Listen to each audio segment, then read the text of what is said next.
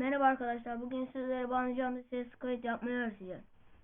Buradan videoya basıyoruz. Buradan video. Bunların ikisi açık olacak. Bunların 3 olmasa da oluyor. Buradan ayarlara basıyoruz.